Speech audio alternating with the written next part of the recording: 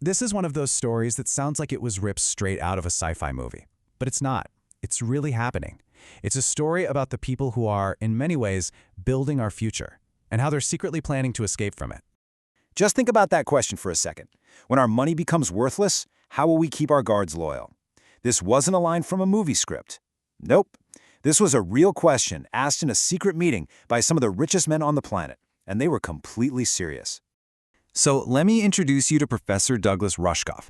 He's a media theorist, he writes books about technology, and he gets paid really well to give talks to major companies. One day, he gets this insane offer, basically half his annual salary for just one speech. He shows up at this super remote desert resort, but there's no big audience. It's just him, a round table, and 5 of the wealthiest people in the world who had some very, very specific questions for him. And it turns out they weren't really interested in his speech about the future of tech. They wanted to know about something much darker, something they just kept calling the event. So what is this event? What could possibly be so terrifying that it has some of the most powerful people in the world planning for the literal end of civilization as we know it? Well, it turns out the event isn't just one specific thing. They are planning for everything to go wrong. We're talking catastrophic environmental collapse, massive social unrest, a nuclear war, a virus that we can't stop, basically a complete and total system failure that they see as not just possible, but maybe even likely. And look, these aren't just some abstract fears they talk about at dinner parties. With all the money in the world, they are actively building their escape plans. So let's take a look inside some of these incredible and very real doomsday bunkers. We're going to start with a name you definitely know, Mark Zuckerberg. The founder of Facebook is, right now, building a gigantic, top-secret compound on the beautiful island of Kauai in Hawaii. And the price tag? A jaw-dropping $270 million. That's $170 million just to buy the land and another $100 million for all the construction. Let's be clear, this is not a vacation home. The details are just wild. The compound sits on 1,400 acres. It's got 2 huge mansions connected by an underground tunnel, and that tunnel leads to a 5,000-square-foot shelter that's completely blast-proof. It's designed to be totally self-sufficient. Its own energy, food, water. It even has a secret escape hatch. Apparently, when he was asked if it was a doomsday bunker, Zuckerberg joked that it was just a basement. Right, a $270 million basement. But Zuckerberg is far from alone in this. A whole industry is springing up to cater to this elite paranoia. For example, out in Kansas, there's an old, decommissioned nuclear missile silo. One of those things built to survive a direct hit from a nuke. And it's been given a new and very profitable second life. They're called survival condos. They go 200 feet deep into the earth, they can house about 75 people, and they come fully stocked with enough food to last for 5 years.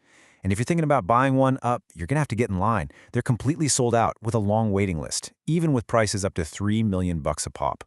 And don't for a second think they'll be roughing it.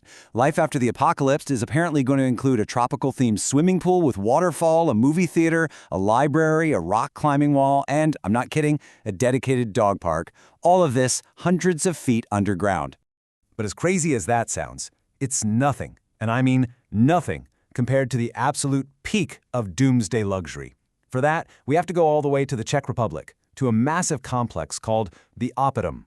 So the Oppidum is the single largest private doomsday shelter on the face of the earth. And here's the kicker. According to reports, the entire thing, this gigantic fortress, was bought by one single anonymous billionaire for his family and his inner circle. I mean, just look at this list of features. It's insane. Multiple swimming pools, a wine cellar, an art gallery to keep your collection safe, a full hospital, an indoor garden with a simulated sunrise and sunset.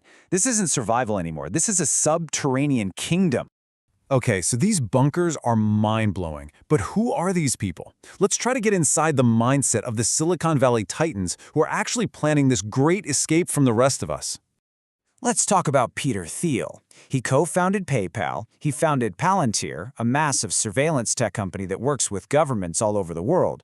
But at the same time he was building tools to watch the world, he was also planning his own exit strategy, buying up almost 500 acres in New Zealand and getting his citizenship fast-tracked because of exceptional circumstances. And this isn't some fringe idea. His fellow tech billionaire, LinkedIn co-founder Reid Hoffman, said it best. He said that for the Silicon Valley elite, buying property in New Zealand is becoming an insurance policy. Or how about Sam Altman, the guy behind ChatGPT? He's openly admitted he's a prepper. His personal survival kit? It includes gold, guns, gasoline, potassium iodide pills for nuclear radiation, and a getaway property in Big Sur. He said he's seriously thinking about building a bunker of his own. And this is where the story takes a really fascinating and, frankly, a deeply ironic turn. Because, it's one thing to prepare for a disaster. It's a whole other thing when you might have had a hand in creating it. And when you lay it out, the connections are just impossible to ignore. Think about it. Mark Zuckerberg builds social media platforms that have been linked to massive social unrest. Peter Thiel creates surveillance tech that could be used for the very authoritarian control that people fear. And Sam Altman is pioneering an AI revolution that could lead to the kind of mass unemployment and economic collapse that he's personally stockpiling supplies for. They are building bunkers to escape the very futures their own technologies could be creating. Which brings us right back to where we started. Back to that bizarre meeting in the desert between Professor Rushkoff and those 5 anonymous billionaires.